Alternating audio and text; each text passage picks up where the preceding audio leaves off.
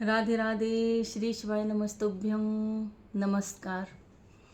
देखो, आज है कर्माबाई जयंती, यानी कि आज के दिन एकादशी को कर्माबाई भगवान श्री कृष्ण की बहुत बड़ी भक्त रही हैं। इनका जन्मदिन हुआ था, करीब 1000 कुछ वर्ष हो गए तब हुआ था।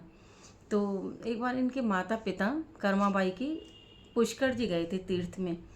तो कर्माबाई से कह दिया कि हम तो जा रहे हैं और तुम ठाकुर जी का ध्यान रखना, यानी कि भगवान श्री कृष्ण का ध्यान रखना, इनको खाना खिला दिया करना, भोग लगाना। अब वो कर्माबाई थी उस टाइम 13 वर्ष की थी और उनको तो पता नहीं थी भगवान के सामने भोजन रख दो फिर अपना खुद पालो उस भोजन को। तो उन्होंने सोची भगवान सचमुच में आते हैं खाना खाने। तो अब वो क्या है, खिचड़ी बना के लेके आई, तो भगवान के सामने रखी।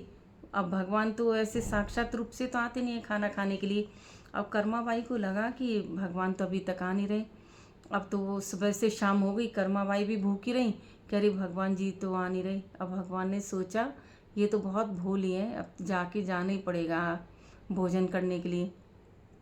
तो भगवान प्रकट हो गए और भोजन किया, खिचड़ी खाई। अब तो कर्माबाई ऐसी करती, जब तक उसके माता पिता नहीं आई वह भोजन बना के लाती और भगवान जी को भोग लगाती।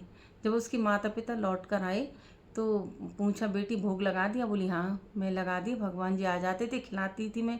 बोली कि ऐसे थोड़ी नहीं भगवान आते, वो तो थाली रख देते हैं और ले लेते हैं वापस। भगवान ऐसे साक्षात रूप से थोड़ी नहीं भोजन करने आते। बोली नहीं, माता पिता आते थे। तो उनके माता पिता ने छुप के देखा तो वाकई आ गए।